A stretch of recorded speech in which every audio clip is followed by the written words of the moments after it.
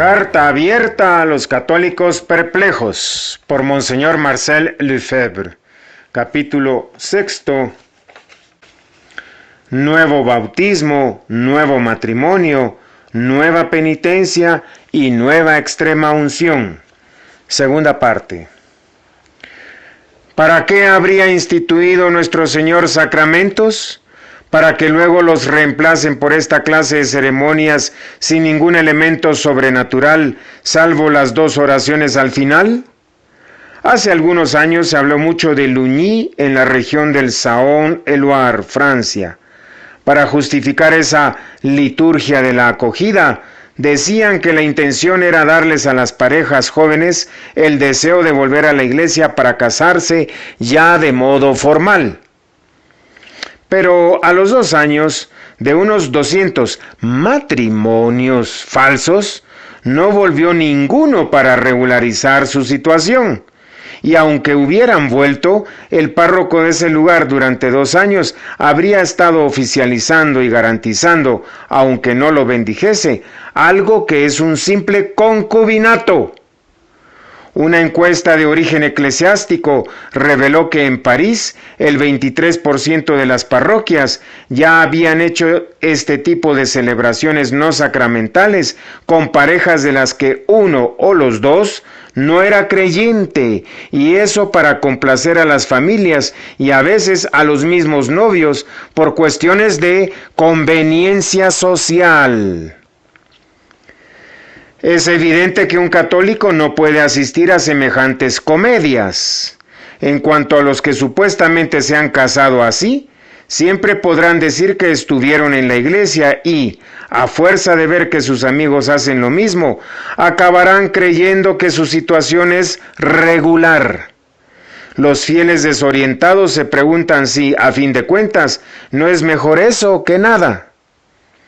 Se va difundiendo la indiferencia. La gente está dispuesta a aceptar cualquier práctica, como por ejemplo el matrimonio civil o incluso que los jóvenes vivan juntos, práctica a la que muchos padres dan pruebas de comprensión, y al final la unión libre. La descristianización total ha llegado al término de su camino y a los esposos les faltarán las gracias del sacramento del matrimonio para educar a sus hijos, suponiendo que quieran tenerlos. Las rupturas de esos hogares que no han sido santificados se multiplican al punto de preocupar al Consejo Económico y Social, que en un informe reciente muestra que hasta la sociedad laica se da cuenta de que corre a su perdición por culpa de la inestabilidad de las familias, o mejor dicho, pseudofamilias. La extrema unción ya no es realmente el sacramento de los enfermos. Ahora es el sacramento de los viejos. Algunos sacerdotes se lo administran a las personas de la tercera edad que no tienen ninguna señal particular de estar en peligro de muerte. Ya no es el sacramento que prepara al último momento, que borra los pecados antes de la muerte y que prepara para la unión definitiva con Dios. Estoy leyendo una nota que se distribuye en una iglesia de París a todos los fieles para que sepan la fecha de la próxima extrema unción. Y dice: el sacramento de los enfermos se celebra para las personas que aún se sienten bien, rodeados por la comunidad cristiana durante la celebración eucarística. Fecha: el domingo tal, en la misa de las 11. Esta clase de extrema unción es inválida. El mismo espíritu colectivista ha puesto en boga las denominadas ceremonias penitenciales. El sacramento de la penitencia solo puede ser individual. Por definición y conforme a su esencia, este sacramento es, como ya he recordado, un acto judicial, un juicio. No se puede juzgar sin haber instruido una causa. Hay que oír la causa de cada uno para juzgarla y luego poder perdonar o no los pecados. Su Santidad Juan Pablo II ha insistido muchas veces sobre este punto, y especialmente el 1 de abril de 1982, cuando dijo a los obispos franceses que la confesión personal de los pecados, seguida de la absolución individual, es ante todo una exigencia de orden dogmático. Por consiguiente, es imposible justificar esas ceremonias de reconciliación diciendo que la disciplina eclesiástica se ha hecho más flexible y que se ha adaptado a las exigencias del mundo moderno. No es cuestión de disciplina. Antes había una excepción, la absolución general en caso de naufragio o de guerra, etc. Incluso en ese caso se trata de una absolución cuyo valor además discuten los autores. No se puede convertir la excepción en una regla. Al consultar las actas de la sede apostólica en diversas ocasiones se encuentran las siguientes expresiones, tanto en labios de Pablo VI como de Juan Pablo II. El carácter excepcional de la absolución colectiva, en caso de grave necesidad, en situaciones extraordinarias de grave necesidad, carácter enteramente excepcional, circunstancias excepcionales, etc. Sin embargo, las celebraciones de este tipo se han convertido en una costumbre, aunque no son frecuentes en una misma parroquia, por falta de fieles que quieran ponerse en paz con Dios más de 2 o 3 veces al año. Como era de prever, ya no sienten esa necesidad porque ya se les ha borrado la idea del pecado. ¿Cuántos sacerdotes recuerdan aún a los fieles la necesidad del sacramento de la penitencia? Una persona me dijo que se confesaba en una iglesia de París donde sabía que podía encontrar a un sacerdote de acogida. De modo que el sacerdote, sorprendido de tener un penitente, le solía felicitar o incluso agradecer. Esas celebraciones pueden variar según la creatividad de los animadores. Se componen de cantos o se pone un disco. Luego viene la liturgia de la palabra, antes de una oración o letanía en la que la asamblea dice, Señor, ten piedad de mí, que soy un pecador. O se hace una especie de examen de conciencia general. Se reza el yo pecador antes de la absolución, que de una vez se da a todos los penitentes. Eso plantea un problema. Si un asistente no quiere recibir la absolución, ¿puede recibirla a pesar suyo? Estoy leyendo en una fotocopia que les dieron a los participantes de una de esas ceremonias en Lourdes que el responsable reflexionó sobre esta pregunta y cito: Si queremos recibir la absolución, vayamos a poner las manos en el agua de la fuente y hagamos la señal de la cruz, y al final el sacerdote impone las manos sobre los que han hecho la señal de la cruz con el agua de la fuente. Unámonos a su oración y recibamos el perdón de Dios. Fin de cita. Perdón de Dios por poner manos en el agua de la fuente. El periódico inglés The Universe apoyaba hace algunos años una operación lanzada por 2 obispos con el intento de hacer que se acercara a la iglesia gente que había abandonado la práctica religiosa desde hacía mucho tiempo. El llamamiento que dieron los obispos se parecía a esos avisos que publican las familias de adolescentes cuando se han escapado de casa. Puedes volver a casa, tus padres no te vamos a decir nada. Y esos hijos pródigos les decían: vuestros obispos os invitan a alegraros y a celebrar esta Cuaresma, A imitación de Cristo, la Iglesia ofrece a todos sus hijos el perdón de sus pecados con toda libertad y facilidad, sin que lo merezcan y sin que lo pidan. La Iglesia les urge a aceptar ese perdón y les suplica que vuelvan a su casa. Muchos desean volver a la Iglesia después de años de haberse alejado, pero no se deciden a confesarse, o por lo menos no enseguida. De tal manera que podían aceptar esta oferta, y cito: en la misa que va a celebrar el obispo, aquí mencionaban el día y la hora, se va a invitar a todos asistentes a aceptar el perdón de todos sus pecados pasados. No es necesario que se confiesen en ese momento.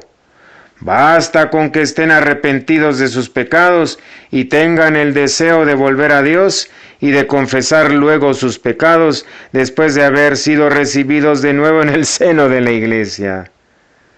Mientras tanto, solo tienen que dejar que nuestro Padre de los cielos los estreche en sus brazos y los abrace tiernamente. Con un acto generoso de arrepentimiento, el obispo les dará a todos los asistentes que lo deseen el perdón de sus pecados. Enseguida podrán recibir la Santa Comunión. Fin de cita. Le Journal de la Grotte, el periódico de la Gruta, publicación bimestral de Lourdes, al reproducir esta curiosa disposición episcopal con el título Absolución General, Comunión ahora, Confesión después, la comentaba así: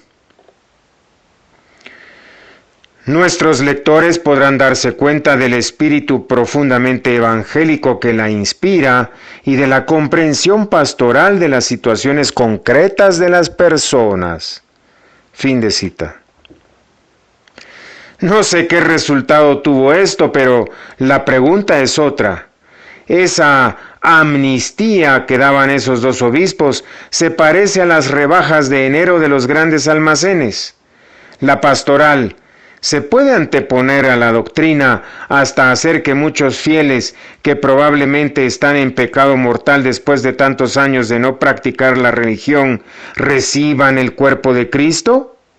Desde luego que no. ¿Cómo se puede pensar tan a la ligera en pagar la conversión con un sacrilegio?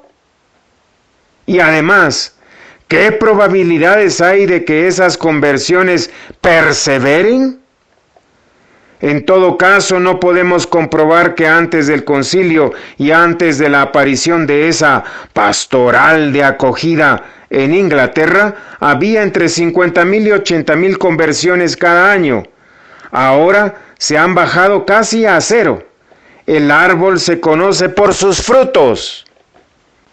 Los católicos están tan perplejos en Inglaterra como en Francia. Si un pecador o un apóstata, después de haber seguido el consejo de su obispo, se presentara para esa absolución colectiva y acudiera a la Sagrada Comunión en tales condiciones, ¿no correría el riesgo de perder su confianza en la validez de unos sacramentos que le han dado tan fácilmente cuando tiene tantas razones para no considerarse digno de ellos? ¿Qué ocurrirá si después no se pone en regla confesándose?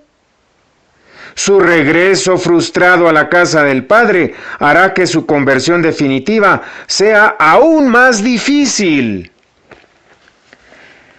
El laxismo dogmático conduce a esas situaciones. En las ceremonias penitenciales que se practican de modo menos extravagante en nuestras parroquias, ¿qué seguridad se puede tener de estar realmente perdonado? La gente se queda con las inquietudes de los protestantes y los tormentos interiores que provocan duda. Desde luego, no habrá ganado nada con el cambio. Si es algo malo desde el punto de vista de la validez, También lo es desde el punto de vista psicológico. Es absurdo otorgar un perdón colectivo con la condición de confesarse personalmente después, en el caso de personas que han cometido pecados graves. Es absurdo. Es evidente también que la gente no le va a dejar pensar a los demás que tiene graves pecados en la conciencia. Sería como romper el secreto de la confesión. Además, hay que decir que la persona que comulgue después de la absolución colectiva ya no sentirá la necesidad de volver al tribunal de la penitencia y se entiende. Las ceremonias de reconciliación no se añaden a la confesión personal, sino que la eliminan y la reemplazan. Inaudito. Vamos hacia la desaparición del sacramento de la penitencia, instituido como los demás sacramentos por nuestro Señor mismo. Para que un sacramento sea válido, hace falta la materia, la forma y la intención. Esto no lo puede cambiar ni el mismo Papa. La materia es de institución divina. El Papa no puede decir: mañana se usará alcohol o leche para bautizar a los niños. Tampoco puede cambiar esencialmente la forma, porque hay palabras esenciales. Por ejemplo, no se puede decir: yo te bautizo en nombre de Dios, pues el propio Cristo fijó la forma. Bautizaréis en el nombre del Padre, del Hijo y del Espíritu Santo. Mateo 28:19. Lo mismo pasa con el sacramento de la confirmación. Hoy suele emplearse la fórmula corriente: te signo con la cruz y recibe al Espíritu Santo, pero sin que el ministro precise cuál es la gracia especial del sacramento por la que se da al Espíritu Santo. De este modo, el sacramento no es válido. Por eso, yo siempre accedo a la petición de los padres que, al ver lo que ocurre a su alrededor, dudan de la validez de la confirmación de sus hijos o temen que se les administre de modo inválido. Los cardenales ante quienes tuve que dar explicaciones en 1975 me reprocharon esto y desde entonces siguen publicando comunicados de reprobación de lo que hago. Voy a explicar por qué actuaba así. Accedo al deseo de los fieles que me piden una confirmación válida, aunque no sea lícito, porque estamos en un tiempo en que hay que preferir el derecho divino natural y sobrenatural al derecho positivo eclesiástico, cuando éste se opone a aquel en lugar de ser su canal. Que el derecho positivo eclesiástico sea un canal para el derecho divino natural y sobrenatural. Estamos en una situación extraordinaria, de modo que no hay que asombrarse de que a veces yo adopte una actitud que sale de lo corriente. La tercera condición para la validez de un sacramento es la intención. El obispo o el sacerdote debe tener la intención de hacer lo que quiere hacer la Iglesia. Esto tampoco lo puede cambiar ni el mismo Papa. La fe del sacerdote no es un elemento necesario. Puede ocurrir que un sacerdote o un obispo ya no tengan fe, o que tengan menos fe, o simplemente que tengan una fe que no sea íntegra del todo. Eso no influye directamente en la validez de los sacramentos, aunque puede influir indirectamente. Hay que recordar que el Papa León XIII declaró que todas las ordenaciones anglicanas son inválidas por falta de intención, porque los anglicanos han perdido la fe, no solo en Dios, sino en todas las verdades que están en el credo, incluso credo in unam sanctam catholicam et apostolicam ecclesiam, es decir, creo en la Iglesia que es una, santa, católica y apostólica. Por eso, los anglicanos no pueden hacer lo que quiere la Iglesia. ¿Acaso no va a pasar lo mismo con los sacerdotes que pierden la fe? Ya vemos a algunos que no celebran el sacramento de la Eucaristía según la definición del Concilio de Trento. No, dicen estos sacerdotes, hace mucho tiempo que se reunió el Concilio de Trento. Desde entonces ya ha venido el Concilio Vaticano II. Ahora hay que hablar de transignificación y de transfinalización. ¿La transubstanciación? No, eso ya no existe. ¿La presencia real del Hijo de Dios en las especies del pan y del vino? Vamos, en nuestra época, no. ¡Ja! Cuando un sacerdote dice cosas así, la consagración no es válida y entonces no hay misa ni comunión, pues los católicos están obligados a creer hasta el fin de los tiempos lo que ha definido el Concilio de Trento sobre la Eucaristía. Se podrán hacer más explícitos los términos de un dogma, pero ya no se pueden cambiar, eso es imposible. El Concilio Vaticano II no añadió ni quitó nada. Además, no habría podido hacerlo, pero el que dice que no acepta la transubstanciación según los términos del mismo Concilio de Trento, cae en anatema y por lo tanto está separado de la Iglesia. Por eso, los católicos de fines de este siglo XX tenemos la obligación de vigilar aún más que nuestros padres. No se nos puede imponer cualquier cosa en esta materia en nombre de la nueva teología y de la nueva religión.